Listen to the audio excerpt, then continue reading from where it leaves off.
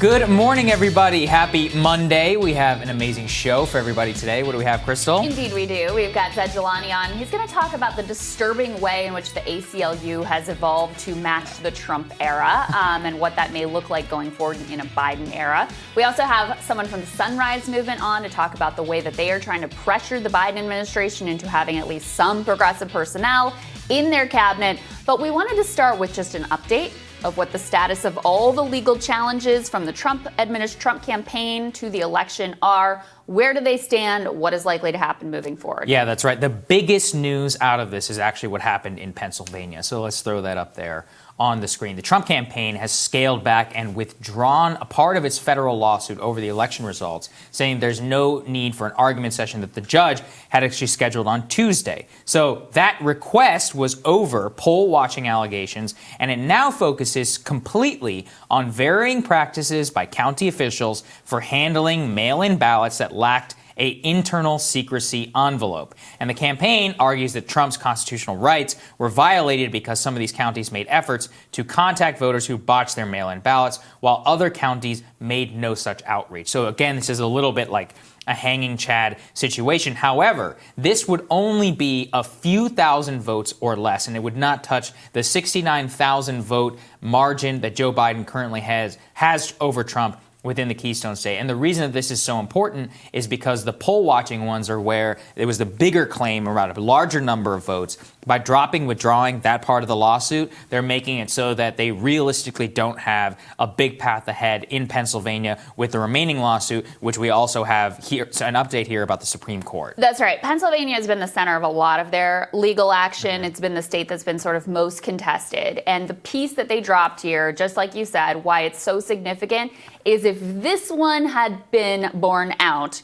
it could have affected as much as 600,000 ballots. Okay, obviously that is much greater than the margin that Biden has in the state. Now with that piece, the poll watching piece stripped out, it only impacts a few thousand ballots and not enough to make the difference. The other major case that they've been pursuing in Pennsylvania is one that we have been talking about here for a while. And this one, there's a legitimate legal question over. Originally, what the Republican legislature had said is that all mail-in ballots had to be received by Election Day. So at the urging of the Secretary of State of Pennsylvania, and Pennsylvania Supreme Court ultimately went along with this, they extended that deadline for 3 days so that mail-in ballots, which came anywhere from November 3rd to the 6th, would still be counted.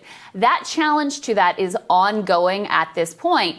But again, actually, what I read in this morning is that those totals it's a relatively small number of ballots that came in after the date, somewhere around 10,000. Those aren't even being counted in the vote margin right now. So the margin that you see that Biden has right now already excludes those ballots. So again, what's the bottom line here? They don't have challenges in court in Pennsylvania at this point that would be sufficient to change the result of the election there. President Trump saying yesterday on Twitter, he's like, yes, just because these things have been withdrawn, he's like, we're still going to have more. We'll see. We're just giving you an update here on what we have. So the next state is Michigan, of course. So in Michigan, there's one remaining important case, which is pending, called Trump v. Benson. Now, this is a federal suit, and it says that the pending state court claims of fraud and misconduct in a previous case and seeking to block Michigan's certification of that vote, saying that the Trump campaign is basically trying to juggle this in federal court after they lost in state court.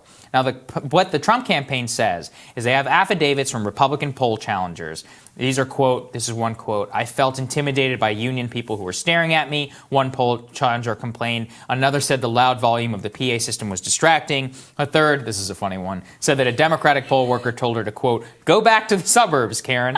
And a fourth found it suspicious that most of the few dozen mail-in ballots counted were members of the military that were votes for Joe Biden. So that is a pending case in the state of Michigan. And again, this is one which was rejected already in state court and now is going to be heard in federal. Don't have a court date, don't have any of that. However, I think that given the fact that it was dismissed in state court doesn't necessarily portend well for federal court. Given the fact that the substance of their allegations is someone made me feel sad and called me Karen, probably not a really strong leg to stand on there in terms of overturning the results of this election and allegations of voter fraud. All right.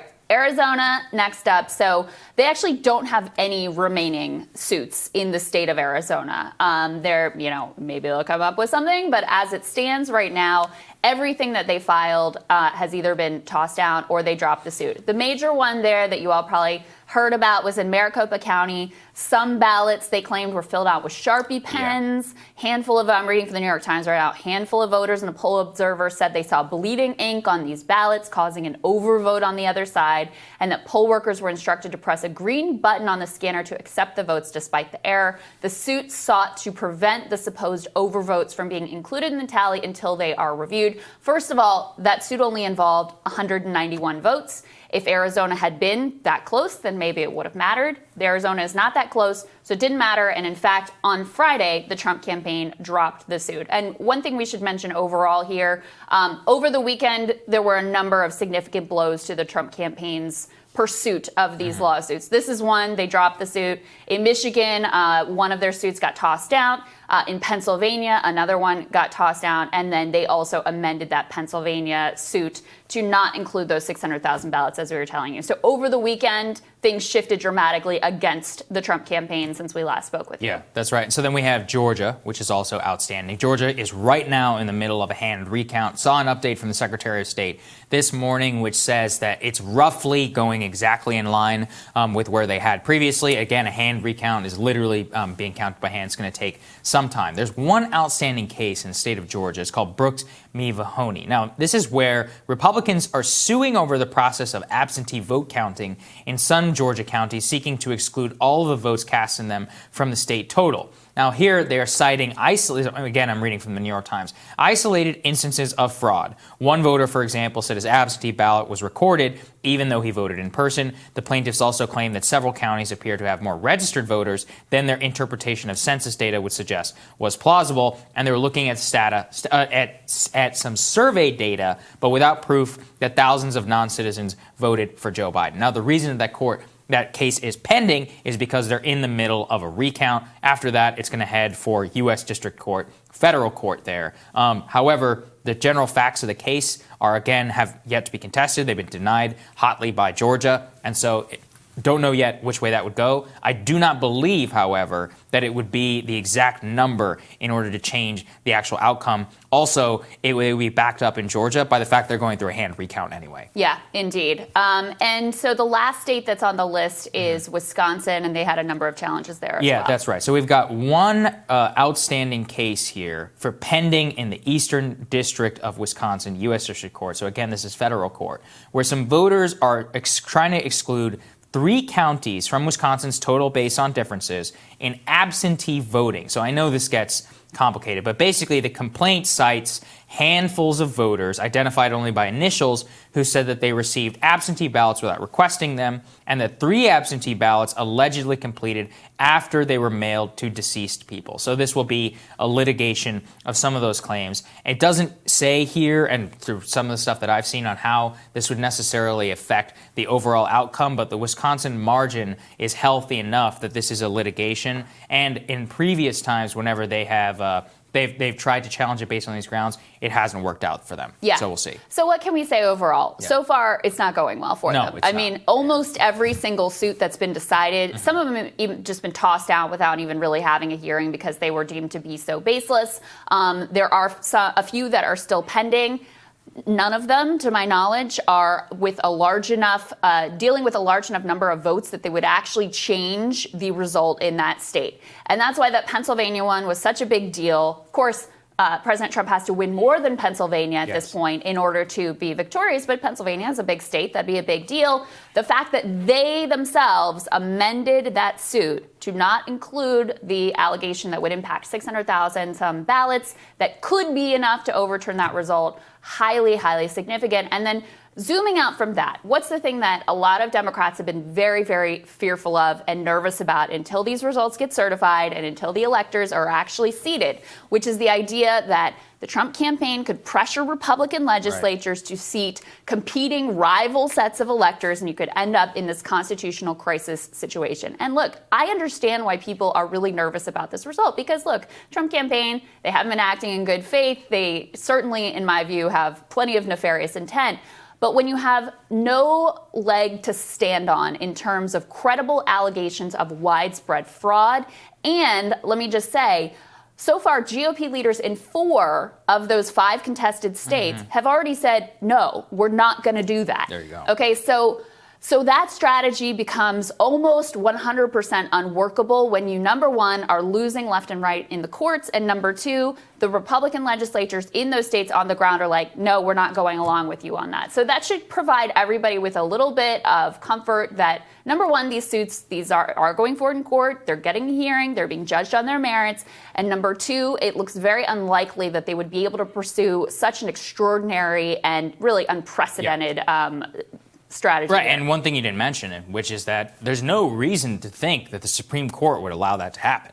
There's almost zero reason to actually think that. So if you actually look at the existing case law and the way that they've interpreted many of these things, and the idea that the state legislature could try to challenge this on a civil rights ground, that there was an unextraordinary, basically they would have to prove, the state would have to prove that its own election was fraudulent. I mean, that's almost impossible based upon the fact pattern that they would be able to lay out. So there's almost no way that the Supreme Court would allow something like that to stand. So that is the stacking of, everything where we stand. Things are not going so well over the weekend. President Trump says he's going to file, they're going to have more lawsuits and things that are filed. We're standing by waiting, but this is where things stand as it currently is, and it's not looking good. And we will, of course, cover them and bring them to you and in all of their facts and all of their merit and how it's going in court and all of that. That doesn't mean that this situation that we're in isn't dangerous, and I think that's what you and I have been focused on from the beginning. We now have multiple presidential elections in a row where one side basically doesn't accept the result. Yeah. And that is what we're seeing. Look, we saw big protests here in D.C. and clashes in the street over the weekend, but we're also seeing some poll numbers, take them with a grain of salt as we always will from now on, indicating that you've got a really large, overwhelming majority of Trump supporters who do not believe that Joe Biden won this election fair and square. You've got 80-some% of Trump supporters who say, no, I don't think that this was fair. I don't think that these results are just. And so what does that mean? It doesn't necessarily mean that, that Joe Biden won't be inaugurated, that things won't, we won't get our electors that are reflective of the will of the people based on the vote counts that we have in these various states. But it does mean that we're in a really ugly place in our democracy. And I don't think any of us knows what the implications are for a democracy where half of the country basically just doesn't accept that what's happening before them is fair and just. Yeah, it's yo-yoing from, most of the liberals didn't believe Trump was a legitimate president. Now many conservatives are not going to believe that Biden is a legitimate president. I mean, this is just going to continue to yo-yo along. I don't really know a way out of it.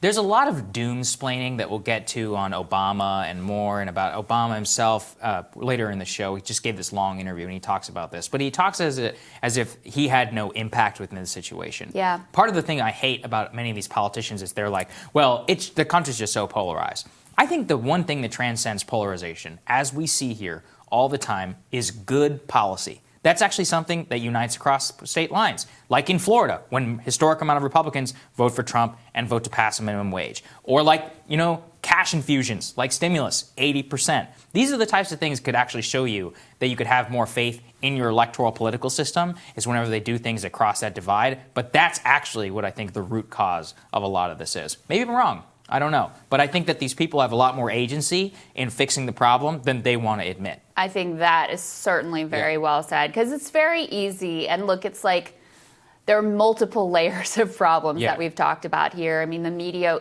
ecosystem is an utter disaster. Social media, of course, fuels these divides and creates an incentive for the most inflammatory, the most outrageous, the most conspiratorial views. That's certainly part of it.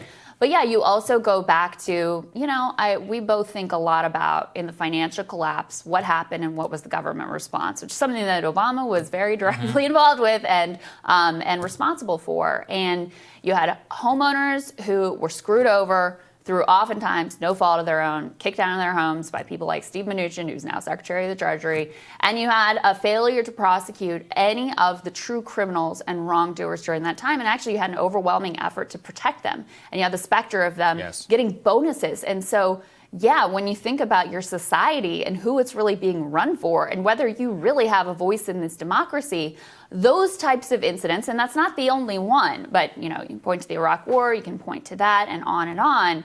When you see that unfold before your eyes, yeah, that's going to do a lot to undermine your faith in the entire system of governance, in the politicians who are leading it, in the media who led you down the garden path.